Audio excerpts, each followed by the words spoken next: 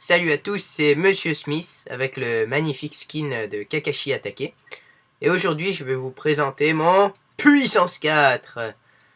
Voilà, donc mon Puissance 4 version 2.2, si on suit exactement les versions d'évolution donc de la compactation. Donc mon but, c'était de compacter le plus possible, tout en restant en Puissance 4 automatisé et de plus en plus simple. Donc, si je veux vous expliquer, donc à mon avis, j'ai cherché sur YouTube, c'est le puissance 4 le plus compact que j'ai vu, et aussi le plus complet, un des plus complets en termes de fonction. J'ai pas le détecteur de victoire, mais pour l'instant, je sais pas comment faire et ça prendrait beaucoup de place. J'ai cherché les exemples, ça prend vraiment beaucoup de place. Moi, mon but, c'est de compacter, donc j'ai compacté. Et au lieu des mots, passons tout de suite au fonctionnement. Donc, déjà, le système des pistons, comme ceci, qui va nous permettre de reset notre jeu. Vous voyez, en fait, on joue comme ceci, on fait tomber des blocs de sable et de gravier. À un moment, on a fini, voilà, on est content, on a joué. C'est super. Voilà, on n'a pas envie de les enlever tous à la main, on ne peut pas, on n'a pas le temps. Hop, on appuie là, et ça tombe, et voilà. C'est en entité et ça disparaît. Donc là, j'ai encore plus compacté ce système pour détruire en mettant les pistons directement, vous voyez, directement là. Et donc, ce bout que je pointe ici, avant c'était un bloc complet tiré par un piston collant. Maintenant, c'est simplement le piston qui permet de bloquer. C'est pas forcément le plus classe, mais c'est le plus compact. Et ensuite, avant j'avais mis un bouton relié à une mémoire et un délai qui permettait de donner le temps exact pour que les 6 sables tombent, en fait. Voilà. On appuyait sur un bouton et avec une mémoire et on augmentait le délai du bouton et ça se refermait tout de suite. Maintenant, non, j'ai mis une plaque de pression parce qu'on peut contrôler comme ça et il n'y a même pas besoin d'appuyer sur une touche, il suffit de marcher. Je trouve ça encore plus simple et encore plus pratique. Et donc, comment ça marche? Alors, c'est vraiment tout con, vraiment super compact. On a donc la plaque de pression qui donne un courant au bloc, donc qui va la donner à la torche, qui va donner au bloc, qui va donner ici au fil de redstone, tout le long ici. Voilà, donc ça monte ici au fil de redstone le courant, et ça donne dans les... Oups, pardon. Ça donne le courant dans les blocs blancs, les blocs de métal, qui eux-mêmes vont donner au piston. Hop, vous voyez, ça s'éteint ici. Et donc cette petite... ce truc bloc, torche collée contre le bloc, c'est la porte logique la plus simple. Donc une porte logique, c'est une construction en redstone qui, on va lui donner une information, elle va en ressortir une autre.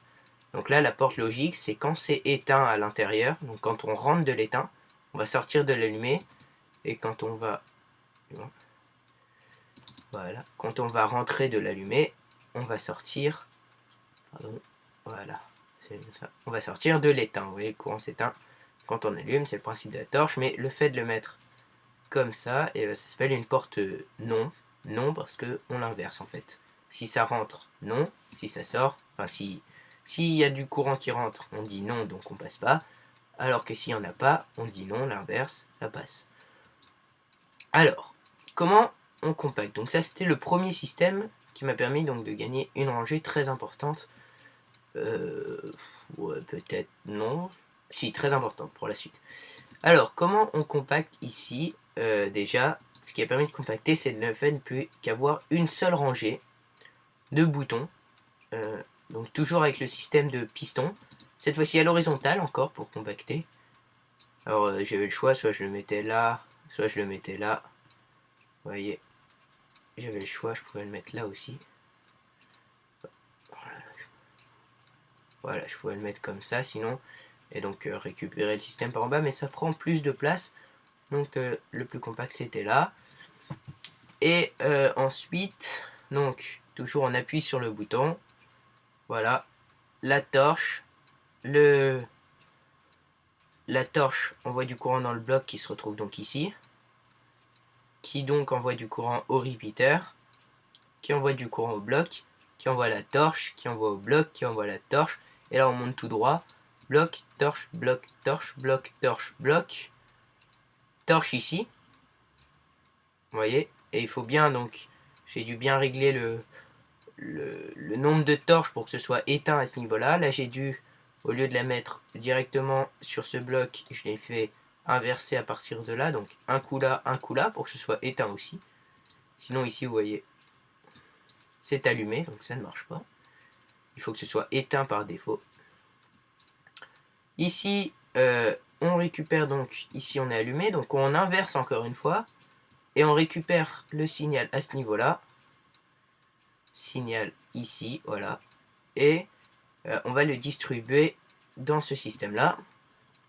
Dans ce système-là, qui lui-même distribue ici et ici. Alors, comment j'ai fait? En jaune, c'est le circuit commun. C'est-à-dire que en jaune, c'est ce qui est commun aux deux systèmes, c'est-à-dire sable et gravier. Alors, donc, que ce soit sable ou gravier, le courant va monter, va aller dans le bon piston et va pousser les deux en même temps. Donc, ça devrait tomber du sable et du gravier. Mais pourquoi ça ne tombe qu'un seul bloc et ça alterne une fois sur deux? Parce qu'en fait, juste en face, on a une rangée de pistons simples, donc pas collants, pas besoin, parce que j'ai fait le même principe qu'en bas, vous voyez. J'aurais pu mettre des collants avec un bloc, donc j'aurais dû le reculer comme ça. Voilà, je le recule là et je mets un bloc. Mais vous voyez, ça prend une place de plus, donc pas la peine. Hop, pour compacter, on met comme ça. Donc pas besoin de collant, on met là. Et donc là, si le piston ici, pardon, le piston du sable qui va s'alimenter, il ne pourra pas pousser parce qu'en face, on aura un piston étendu. Et la propriété du piston étendu, c'est qu'il ne peut pas être poussé. Démonstration tout de suite. Alors, voilà. Vous voyez, je prends un piston collant. Un piston comme ça. Si je... Comme ceci. Voilà. Si...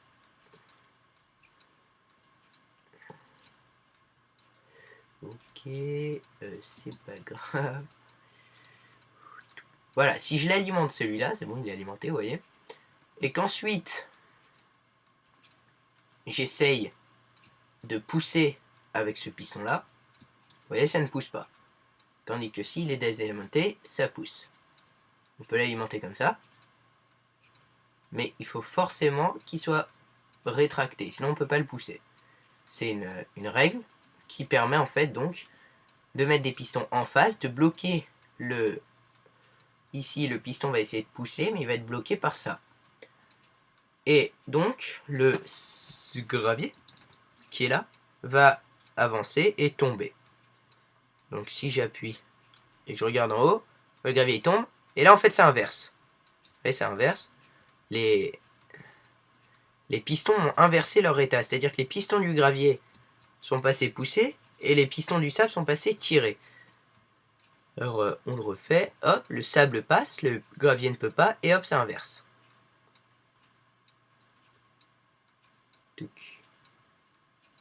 Voilà, j'ai un petit problème.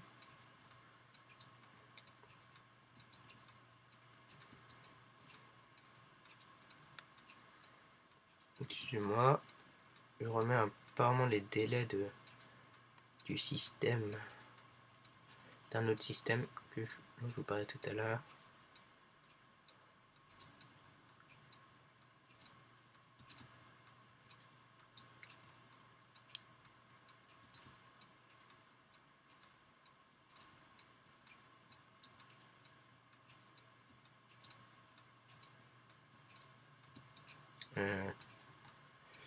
Voilà, admettons, on va repartir comme ça. Okay.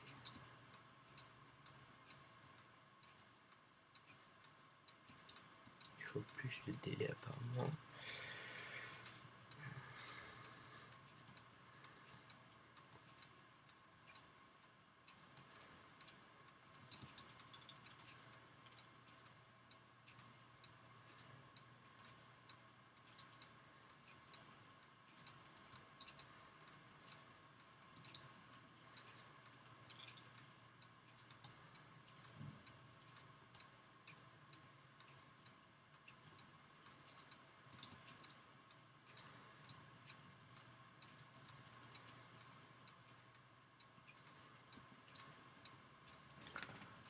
pas vu ça.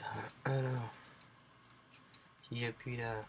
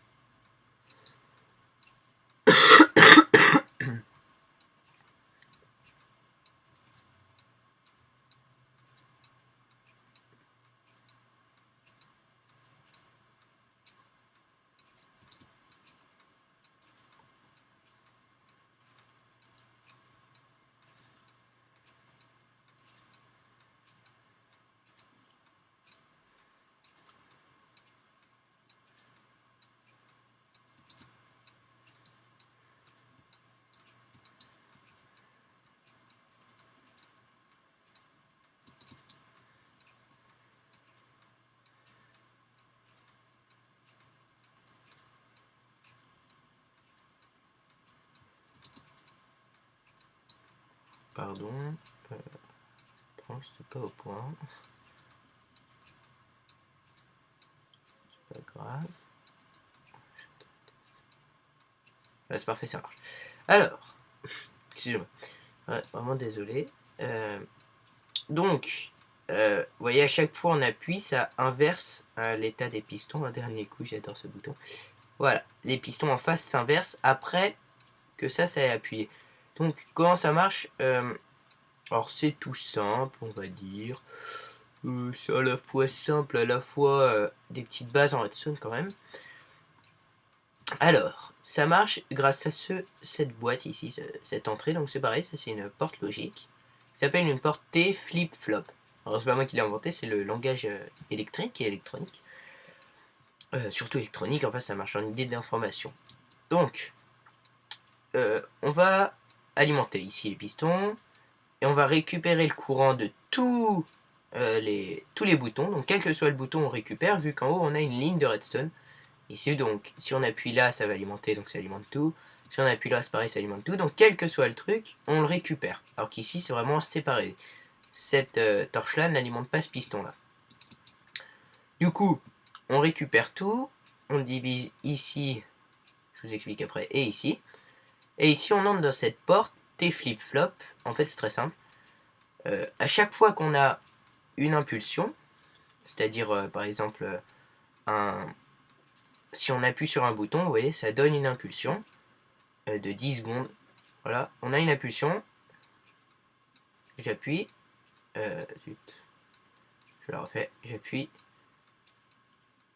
Ok, ça ne marche pas. Alors, comme ça.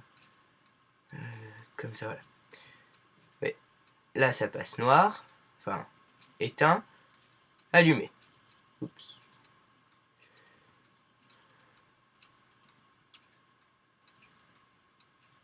Allumé. Éteint. Ça marche que avec les boutons noirs. Allumé. Éteint. Donc, ce système, ici, allumé, éteint, c'est magique. Ça s'appelle une T-flip-flop. Alors, expliquer comment ça marche, je sais pas trop. J'ai récupéré le modèle sur internet. Mais comment ça va marcher? La torche va s'éteindre ici. Donc, le repeater ne sera plus verrouillé dans la position on. Il va alimenter la torche. Ah oui, il sera plus verrouillé ici. Il est verrouillé dans la position on. Quand on va alimenter ici, donc ça c'est un système de repeater lock, c'est-à-dire que ici ça envoie du courant, donc ici vous voyez ça fait une barre, et donc le repeater est verrouillé. Donc on va le déverrouiller de sa position on, donc il va passer off. La torche ici va s'allumer. Ici ça va passer ici, rentrer ici, alimenter tout le reste, et reboucler. Et dans tout ça, il y aura 2 ticks. Ici, ça aura 2 ticks aussi. Ça passera. Vous voyez, ça repasse et ça verrouille en position off cette fois-ci. Vous voyez, ça fait 2 ticks, donc ça a pile poil le temps. De passer en position off. Et ensuite, bah, c'est très simple. On alimente une rangée de pistons. On inverse à ce niveau-là. Pour alimenter la série en bas. mais vous voyez, inversé. Voilà, donc en fait ça, c'est le système qui permet d'inverser sable, gravier, gravier, gravier, sable, gravier, sable, gravier. Un bon fourche-langue, non, je sais plus comment on dit. Virlangue, un virlangue. Sable, gravier, essayez, c'est marrant. Alors, voilà, donc on a la boîte ici, s'alimente. Et ça permet d'alterner avec un seul cadran en étant ultra compact. Hop, un coup gravier, un coup sable. Vous voyez, c'est physique en fait. Au début, j'avais essayé directement depuis la redstone, c'est-à-dire un coup ça fait passer le système, un coup ça peut pas, mais ça mettait énormément de délai, c'était pénible et ça prenait beaucoup trop de place. Là, vous voyez, étant donné que le système est en haut, on peut en mettre une partie en bas, une partie en haut. Moi, mon système, j'étais obligé de l'étaler parce que c'était de la redstone. Donc c'était compliqué, alors que j'ai vu ça, je l'ai compacté à ma manière, et du coup, ça marche nickel. Alors ensuite, donc tout ça, ça prend un petit temps avant de se changer, temps pile poil pour que ça reste quand l'autre a tendance à pousser, et quand ce sera off, enfin voilà, je me comprends. Je veux dire que là, on va alimenter ici, donc il va avoir tendance à pousser, et si le piston du bas, là, vous voyez, si on pousse avec le sable, il va avoir tendance à pousser. Si le piston du bas se rétracte trop tôt, le sable va quand même tomber. Donc avec ce délai-là, c'est parfait, le sable ne tombe pas, et c'est magique. Le sable ne tombe pas. Voilà. Le sable ne tombe pas parce que c'est poussé juste assez longtemps, et bien sûr, ça se répercute sur le gravier. Vous voyez le gravier, tac, il faut attendre que ça tombe, donc ça met un peu plus de temps pour le gravier que pour le sable, mais on n'a pas le choix. Enfin, j'ai pas trouvé d'autre solution pour l'instant. Alors donc tout à l'heure, je refaisais ça parce que ça n'avait pas marché. C'était pas bien les bons délais. Alors en fait, qu'est-ce que c'est? Ça, c'est tout simplement... on récupère, donc à chaque fois qu'on appuie sur n'importe quel bouton, on récupère un signal à la fois pour inversement, vous voyez, pour sable et gravier, et à la fois pour en fait ce système qui monte jusqu'à la case 256, la hauteur 256, vous voyez, il y en a un là, dans le sable. Moi j'ai préféré le faire en hauteur, c'est mieux. Donc à 256, et donc ça va un coup vers un piston qui, vous voyez, pousse du sable, et un coup qui pousse du gravier. Alors ça, c'est tout simplement le système de recharge qui me permet de n'avoir qu'une bande de gravier, et à chaque fois qu'on va jouer un coup, on va recharger. Donc comment ça marche concrètement, physiquement? On met du délai, le temps que le piston pousse et se rétracte, parce que sinon on ne pourra pas pousser. Donc on met du délai, et donc c'est pour ça qu'ici j'ai dû rajouter du délai. Et ici on met du délai, donc ici on a 7, on a besoin que de 7 pour le sable. Tandis qu'ici apparemment on a besoin de 4, 8 et 1, 9. 9 de délai. Donc, comment ça marche? Regarde bien maintenant cette pile là. Vous voyez, hop, ça pousse, et voilà. Et après, tout le sable tombe de la pile. Donc on peut faire un nombre incroyable de parties, et ça prend pas beaucoup de place, hein. Je veux dire, en survie, bon, c'est impossible à cacher, mais pourquoi pas dans une montagne, pas jusqu'à la 256, mais on peut toujours se débrouiller. Donc vous voyez, ça monte très très haut, même si c'est qu'une seule colonne, ça permet de faire un nombre de parties assez sympa, j'ai envie de dire. J'attends même pas, mais... Voilà, donc je me suis pas amusé à tout remplir à la main, hein. J'ai utilisé le pouvoir de World Edit. J'ai fait un tuto sur World Edit, c'est magique ce truc. Et donc voilà, j'ai pu copier-coller à l'infini dans le pouvoir extrême. Et donc voilà, donc peut-être petite difficulté ici, l'alimentation du piston. Tout à l'heure j'ai alimenté ici par repeater qui alimente repeater, qui alimente le bloc, qui alimente la redstone, qui alimente le bloc, qui alimente le piston. Et voilà, ça pousse à l'infini et l'au-delà. Voilà, donc ça c'est mon système, il est ultra compact. Si on compte ce bloc là, qui en fait est là uniquement parce que si on l'enlève, regarde, c'est tout simple. Si on l'enlève, voilà, donc je joue un coup de gravier et un coup de sable, je joue encore un coup de gravier. Si on l'enlève, et bien tout simplement les blocs ne se cassent pas sur la torche. Pourquoi Parce qu'ils n'ont pas de limite, je pense. Voilà, donc on est obligé de le mettre, mais en fait, étant donné que ce n'est pas du système et qu'on peut le mettre sur un sol, donc ce bloc n'est pas indispensable. Il est indispensable que dans les airs, mais au sol, il n'est pas indispensable vu qu'il y aura le sol qui le sert. Donc, je le compte pas, donc sans compter toute cette longueur, toute cette épaisseur du bas, vous voyez, toute cette couche là, ça nous fait 1600 blocs pour ce système. J'ai compté d'autres systèmes, on est sur du 4200 blocs. Avant, moi, je devais sur du 10 000 blocs au moins, au moins. Voilà, donc en comptant, on est sur du 1700 blocs, bien sûr, sans compter les deux trucs de sable, sinon on monte très très haut vers l'infini, mais ça me paraît évident. Voilà. Pour ceux qui ne connaissent pas les commandes basiques, on a toggle downfall pour arrêter la pluie. Et voilà. Et donc on peut jouer très très bien. Je sais pas ce que je vais faire de la map, je vais peut-être la mettre en téléchargement. Et j'ai mis du vert plutôt que de cacher le circuit de redstone. Moi je trouve ça assez joli en fait, ça a du swag. On voit bien le système, surtout pour la création, c'est pratique, on peut bien réagir, comprendre comment ça marche. Et après sinon ça se modifie, mais vous voyez c'est quasiment invisible, il suffit de mettre une couche à ce niveau là. On voit déjà plus les pistons.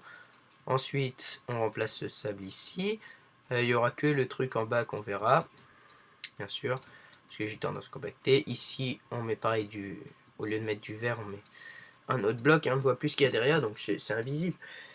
Le système est quasi invisible sauf à ce niveau là, donc c'est pour ça que je mets du vert aussi, ça cache mon incompétence à cacher les circuits de redstone. Donc voilà, c'était mon puissance 4 version 2.2. Si vous êtes un des peu de gens à regarder cette vidéo, n'hésitez pas à liker ou à mettre un pouce rouge si ça vous a pas plu, et à me dire pourquoi en commentaire ou en message privé.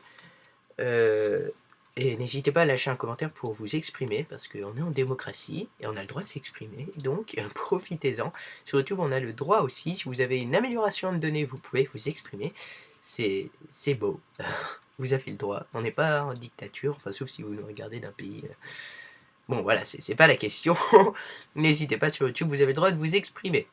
Donc voilà, sur ce, bonne journée, ou alors bonne soirée, ou alors bonne nuit, ou bonne matinée. C'était Monsieur Smith, puissance 4 V2, avec le magnifique skin de Kakashi Hatake. A plus.